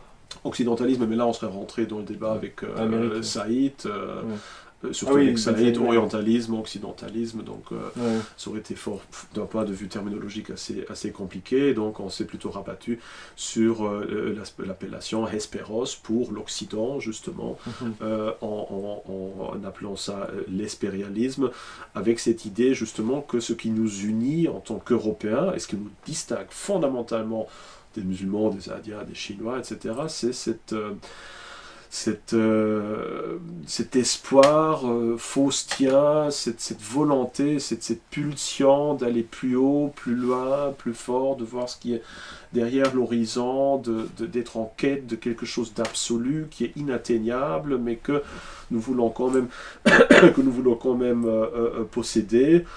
Évidemment une pulsion qui a des hauts et des bas, forcément, ça peut mener au meilleur et au pire, mais c'est une constante de l'histoire européenne depuis le Moyen-Âge, et quelque chose qui nous distingue, comme je disais, des Chinois, des musulmans, d'autres civilisations comme l'Antiquité, l'Égypte ou autre chose, qui n'ont jamais eu cette pulsion-là, qui ont connu d'autres forces qui les avaient. C'est intéressant ce que vous dites justement, parce que pour revenir sur ce que vous disiez tout à l'heure, que la civilisation antique était aussi différente de la civilisation européenne, je pense aussi qu'elle n'avait pas cette pulsion que vous décrivez, cette pulsion faustienne, comme le dit Oswald Spengler, donc, qui à la fois s'appuie sur les forces immémoriales, on va dire le conservatisme aujourd'hui, mais le terme est très certainement impropre, sur la tradition, et aussi sur un désir de renouvellement de ces formes, d'innovation perpétuelle, de ce désir d'aller toujours plus loin. Comme les navigateurs qui traversent le détroit de Gibraltar où il est écrit Nec plus ultra, n'allez pas plus loin, justement l'esprit européen va plus loin. Donc c'est ça qui, selon vous, décrirait le mieux en fait cette arme européenne. Absolument, et ça renvoie déjà à la devise des Habsbourg, plus ultra. C'est-à-dire qu'il faut aller toujours plus loin. Ça, c'est évidemment typique pour l'homme européen, en bien comme en mal. Bon, au Moyen-Âge, il faut se dire aussi que ce plus ultra pouvait se diriger aussi dans la quête de son salut, de sa spiritualité. Donc, ça avait évidemment un aspect à la fois transcendant, mais aussi profondément intime dans la quête de notre immortalité spirituelle.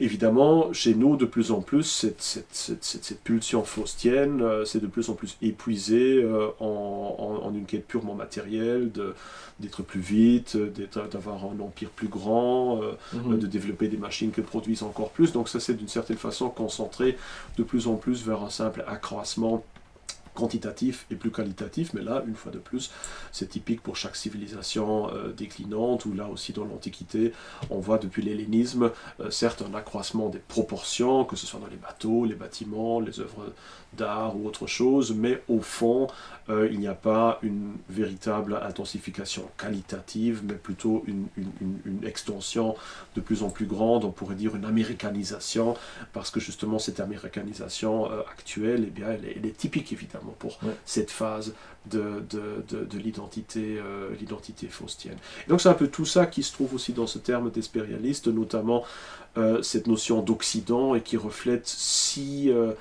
typiquement l'image archétypale de l'Européen qui est attiré par la mer, par l'horizon, par les îles qui peuvent se trouver. Donc cet espoir qu'il y a, que ce soit l'île d'Avalon, que ce soit l'île d'Utopia, que ce soit chez Tolkien, le Valinor, Númenor. Donc disons cet espoir qu'il faut aller plus loin, qu'il faut oser aller sur l'inconnu parce qu'il y a derrière, il y a quelque chose qui nous intéresse et qui est, une fois de plus, quelque chose qui est absolument étranger à d'autres civilisations et qu'il faut embrasser d'une manière positive et qu'il faut mettre justement à la place de cette chimère de valeurs européennes qui ne veulent absolument rien dire, qui sont certes aussi ancrées dans notre identité et qui ont une longue histoire, mais qui sont de plus en plus devenues des coquilles vides dans lesquelles on met ce qu'on veut, et surtout ce qu'on veut aujourd'hui. C'est évidemment une propagande absolument gauchiste, libérale, qui de fait démente la véritable Europe au lieu d'aider de la construire. Donc on appelle finalement un combat contre l'Union européenne réellement existante au nom de la véritable Europe, et donc on n'appelle pas non plus à un démantèlement de l'Union européenne et de retour à l'État-nation, mais plutôt à une transformation fondamentale de l'Union européenne qui, même si ça peut sonner paradoxal, nous semble beaucoup plus réaliste, si on veut, qu'un détricotage total de l'Union européenne qui n'est plus à l'ordre du jour, et en tout cas qui ne le sera certainement pas pendant très longtemps. Oui, je comprends. Du coup, pour vous, le modèle de l'État-nation, comme vous l'avez dit, est un modèle dépassé, en fait, pour faire face aux enjeux de notre temps, et vous proposez plutôt de se tourner vers les modèles du Sacrum Imperium, du Saint-Empire romain germanique, ou de la première Rzeczpospolita Polska, la première république des deux nations, qui regroupait les royaumes de Pologne et de Lituanie vers la fin du XVIe siècle et jusqu'à la fin du XVIIIe. En quoi, pour vous, il s'agit là de modèles plus féconds pour l'Europe de demain? Alors, il faut dire d'abord que je ne considérerais pas l'État-nation comme dépassé dans le sens qui n'a plus de sens. Au contraire, actuellement, l'État-nation est une communauté d'identité, donc de solidarité, très important, parce qu'il est évident que quelqu'un parlant polonais se sentira toujours plus solidaire d'un autre qui parle polonais que de quelqu'un qui parle espagnol, par exemple. Donc, c'est des communautés de solidarité qui sont très logiquement aussi fortement ancrées dans tout ce qui est démocratie participative, parce que justement la démocratie, elle est basée sur cette idée d'une solidarité. Donc je ne dirais pas que l'État-nation est dépassé dans le sens qu'il faut maintenant dissoudre les États-nations et en faire autre chose. Je ne dirais pas. Je crois que pendant encore assez longtemps, ces États-nations vont exister comme les véritables piliers d'une Europe future. Ça, c'est, je crois, quelque chose d'important à dire, mais il y a toute une série de compétences que l'État-nation ne peut plus remplir. Parce que d'un côté, économiquement, nous sommes tous tellement enchevêtrés les uns avec les autres qu'un retour à des véritables frontières n'aurait pas de sens. Il est sûr que face à des empires émergents comme la Chine, comme peut-être bientôt l'Inde, comme de toute façon les États-Unis et d'autres, nous devons nous mettre ensemble pour nous défendre, pour avoir une défense commune. Nous devons défendre nos frontières aussi contre l'immigration de masse. Il y a 1,5 milliard d'Africains qui potentiellement pourraient venir, qui ont un certain intérêt en tout cas à venir chez nous. Donc on ne peut pas laisser maintenant le poids de la défense de l'Europe juste à la Grèce en lui disant c'est votre affaire, arrangez-vous. Donc il faut certes attribuer toute une série de compétences à un centre, notamment aussi en tout ce qui est garantie de nos ressources stratégiques, où là aussi on a un intérêt de collaborer ensemble. Nous avons aussi tout ce qui est échange scientifique, beaucoup de grands projets vraiment à envergure fondamentalement d'un point de vue historique, on ne peut pas les faire en tant que petit État, il faut des finances énormes, il faut que des esprits, de grands esprits de toutes les nations se mettent ensemble là-dessus.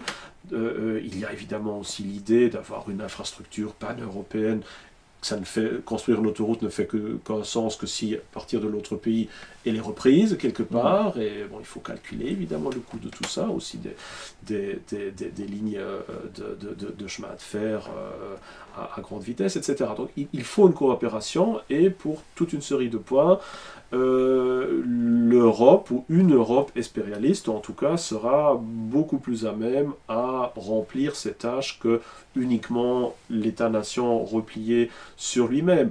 Mais ce qui est essentiel pour cela, c'est évidemment que cette Europe, très contrairement à l'Union européenne, œuvre dans l'intérêt des États-nations, et soit aussi en solidarité avec son histoire, et se sente, pour ainsi dire, loyal par rapport à son passé, aux intérêts, que l'Union européenne actuelle, dont on a souvent l'impression qu'elle est plutôt l'ennemi de l'identité européenne que son véritable garant.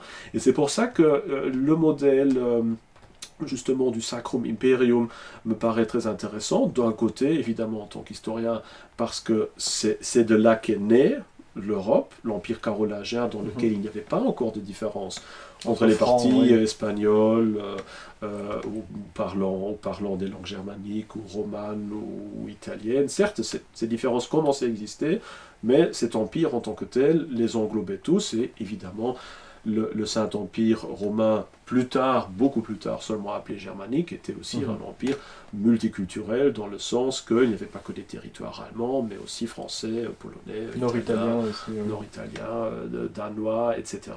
Donc c'est de là que vient notre Europe. Donc c'est un peu logique que si maintenant, à la fin de notre cycle, nous voulons quelque part trouver un modèle sur lequel nous pouvons nous organiser, nous n'avons pas nécessairement besoin d'inventer quelque chose de fondamentalement nouveau. Il suffit de regarder dans l'histoire, de regarder de là où on est venu, là où cette unité politique était déjà acquise, et de revenir à ce modèle-là.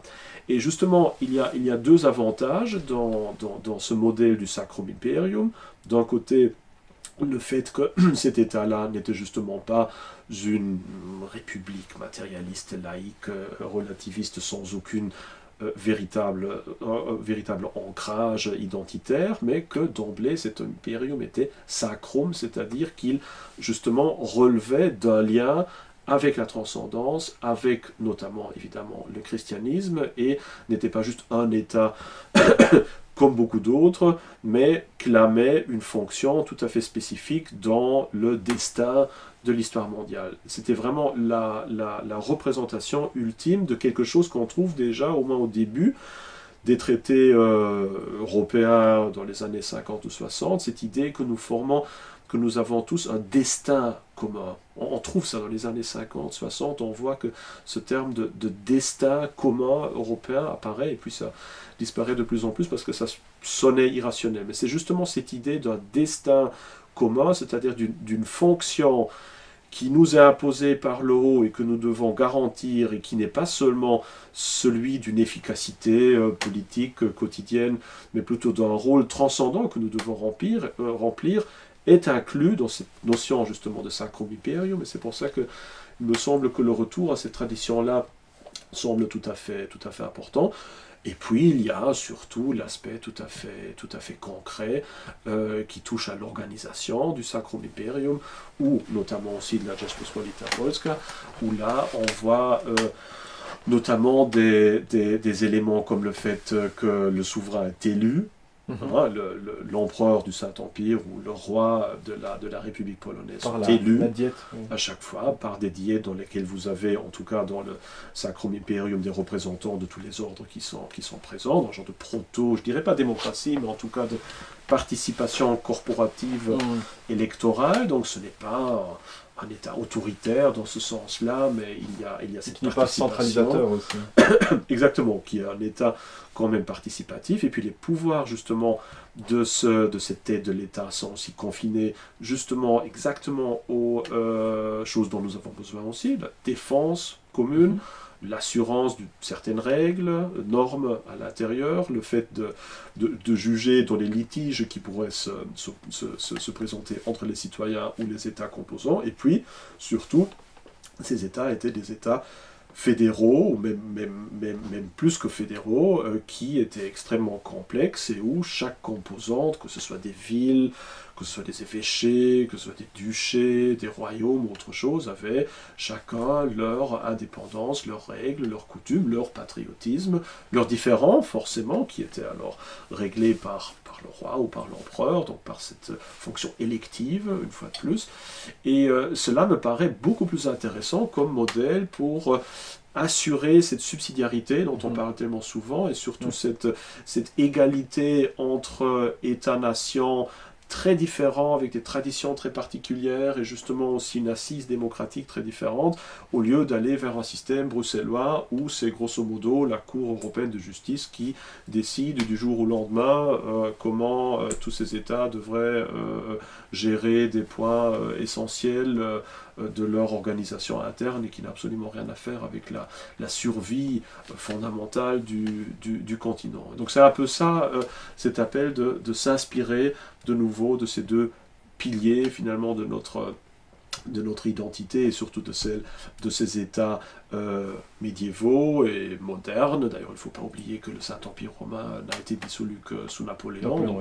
C'est comme un État qui a survécu presque 1000 ans d'existence, donc beaucoup plus que la plupart des États-nations, quelque part, et qui incorpore en tant que tel même cette identité européenne. Et donc je dis, il faut renouer avec cet esprit-là. Certes, il faut pas faire un copier-coller d'un État médiéval vers un État du XXIe siècle, ce serait naïf forcément, mais disons de s'inspirer de ces traditions et de renouer avec une tradition qui est la nôtre, qui, une fois de plus, est inscrite dans nos gènes culturels et qui pourrait avoir beaucoup plus d'acceptation et beaucoup plus d'utilité, si on veut, que cette construction bruxelloise qui part de plus en plus à la dérive et qui est en train de discréditer l'idée européenne en tant que telle. L'Union européenne est devenue une menace pour l'Europe et pour le processus d'intégration européenne. On ne peut pas le répéter assez souvent et se rendre compte que justement le devoir du conservateur et même celui du patriote national, c'est justement de défendre l'Europe contre l'Union européenne. Oui, je vois. Mais alors j'ai une dernière question pour terminer cet entretien. Comme vous l'avez dit au début, vous êtes maintenant en Pologne, nous sommes ici à Varsovie, et vous travaillez pour l'Institut Zachodni de Poznan. Et je voulais avoir votre opinion sur ces pays qu'on nomme les pays du Visegrad, pays d'Europe centrale, ou on préfère d'ailleurs être appelé Europe centrale qu'Europe de l'Est, je crois, ici. Oui, absolument. Est-ce que vous voyez dans cette résistance de ces pays d'Europe centrale l'émergence d'un nouveau modèle, peut-être le modèle que vous appelez de vos voeux, ou est-ce que vous n'y voyez que le dernier chant du cygne, en fait, avant la capitulation, avant la submersion totale de l'Europe? C'est difficile à dire, vu qu'on ne peut pas se projeter si loin dans le futur, maintenant précis, de l'Europe centrale, notamment égard le fait que nous vivons justement des temps très très très tourmentés ici en Pologne, avec les attaques justement de la Commission, du Parlement, de la Cour européenne de justice sur l'ordre intérieur de la Pologne, qui est dirigé évidemment pas du tout contre la forme des différentes réformes qu'on a pu connaître ici, mais tout simplement contre le fait que justement la Pologne soit dirigée depuis 6 ans par un gouvernement conservateur qui est une épine finalement dans l'orteil de l'Union européenne, qui ne veut pas que ce genre de choses-là puisse fonctionner et en plus encore avoir un certain succès. Donc il faut par tous les moyens, d'un point de vue bruxellois, éradiquer ce gouvernement polonais actuel avec toutes les forces de l'Union. Et donc c'est pour ça que c'est difficile à dire, vont-ils réussir, ne vont-ils pas réussir? La pression est immense. Heureusement, les élections ne sont que dans 2 ans, me semble-t-il, mais disons que tout est possible avec cette pression-là. Maintenant, en ce qui concerne les États Visegrad, je dirais qu'il y a un certain espoir, en effet, de se dire qu'on aurait là la naissance d'une forme alternative de coopération entre États européens relativement différents, mais en tout cas tous d'accord sur des points essentiels en ce qui concerne l'identité culturelle, en ce qui concerne la famille traditionnelle, en ce qui concerne l'attachement émotionnel à notre histoire, l'autonomie interne, etc. Donc ça pourrait devenir quelque chose de très intéressant qui peut-être un jour pourrait s'opposer à l'axe Paris-Berlin, qui contrôle Bruxelles forcément, et qui justement est en train de saper cette identité européenne. Vont-ils réussir? Difficile à dire, c'est un pari à voir. Moi j'ai parfois cet espoir que, espoir en tout cas d'un point de vue de l'Europe centrale, que ce qu'on appelle les démocraties illibérales vont réussir à maintenir en vie beaucoup plus longtemps certaines participations électorales, participation citoyenne, donc c'est-à-dire vraiment les fondements d'un État démocratique tel que nous l'avons connu en Occident au XXe siècle, que l'Europe occidentale, qui là maintenant se targue d'être des démocraties libérales, mais qui déjà maintenant sont en train de basculer de plus en plus vers des États semi-autoritaires. Il suffit de regarder la France de Macron, il suffit de regarder comment on a géré les Gilets jaunes, il suffit de regarder l'Allemagne qui est où la démocratie et l'état de droit est, de mon point de vue, beaucoup plus menacé qu'en Pologne. Et donc on pourrait s'attendre à ce que justement la démocratie survive beaucoup plus longtemps dans les démocraties illibérales que dans les démocraties libérales allant de plus en plus dans un sens autoritaire. Donc il y a un peu cet espoir-là de se dire que si l'Occident maintenant tombe de plus en plus dans des luttes intérieures, quand il y aura de plus en plus une insécurité globalisée, généralisée, que les grandes villes vont devenir ingérables, que la campagne, les provinces deviennent désertiques, désorganisées, etc.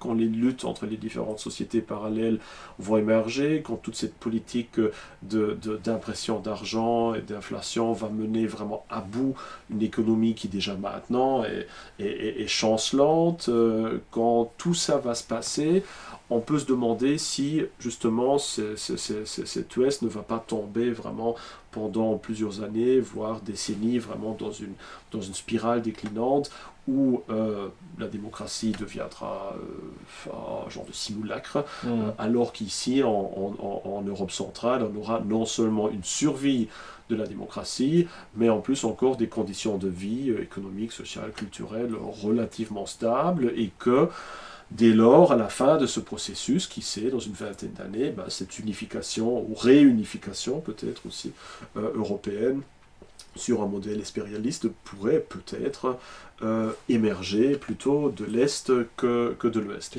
Mais pour cela, évidemment, il faut que la Pologne et la Hongrie tiennent le coup, ne tombent pas dans le piège qu'on leur pose à Bruxelles, parce qu'alors, là, en effet, on est parti pour un modèle nettement plus conflictuel et nettement plus dystopique d'émergence d'États autoritaires que si cela se passe plutôt par le biais plutôt organique de l'évolution actuelle ici en Europe centrale. Mais c'est évidemment très hypothétique comme perspective, mais il reste un petit espoir, et c'est pour ça que moi en tout cas je suis heureux de me trouver ici, d'être ici et de pouvoir voir de mes propres yeux la réalité ici sur le terrain, et de me rassurer que en effet cette vieille Europe, cette Europe dans laquelle les traditions historiques sont toujours valorisées, où la démocratie existe toujours, où la population ressent toujours une certaine solidarité et aussi jouit d'une certaine homogénéité qui permet justement cette solidarité, et bien que cette vieille Europe existe toujours, qu'elle fonctionne très bien, qu'elle se porte encore à merveille, et contredit au fond toute la propagande et toutes les mauvaises représentations et déformations de l'évolution actuelle comme étant sans alternative qu'on voit dans les médias occidentaux. Et c'est pour ça que j'essaie aussi de mes propres, enfin de mes forces et pas compétences ou capacités que j'ai de lutter justement pour transmettre ce message, si on veut, à l'Occident, de dire que tout espoir n'est pas encore perdu et qu'il y a cet espoir, et qu'il suffit d'aller en Hongrie ou d'aller en Pologne, de voir la réalité devant ses yeux pour voir, non, cette normalité, elle existe toujours, encore, ouais. Il y a toujours moyen quelque part de l'acquérir, et qu'ici justement on vit cette transition, cette transformation qui pourrait justement permettre de voir cette normalité s'imposer au plus long terme comme un modèle pour l'Europe. C'est un petit espoir qui reste encore. Toutes les perspectives sont encore ouvertes alors. Oui. Je vous remercie beaucoup d'avoir accepté cet entretien et je vous remercie pour la qualité de vos réponses. Merci. Je suis sûr que les spectateurs les apprécieront également. Peut-être une dernière chose avant de nous quitter, où est-ce que les spectateurs pourraient vous suivre? Vous êtes sur les réseaux sociaux, je crois. Oui, on peut me trouver assez facilement sur Facebook, Twitter ou sur mon compte YouTube. Donc là, on peut suivre. Je mettrai les liens en description de la vidéo. Magnifique, avec plaisir. Tant que YouTube, en tout cas, tolère encore le contenu que nous proposons. Tout à fait. Grand merci à vous. Donc n'hésitez pas à mettre un like en dessous de la vidéo, à vous abonner à la chaîne YouTube pour ne pas manquer la suite. Et je vous dis à très bientôt, j'espère.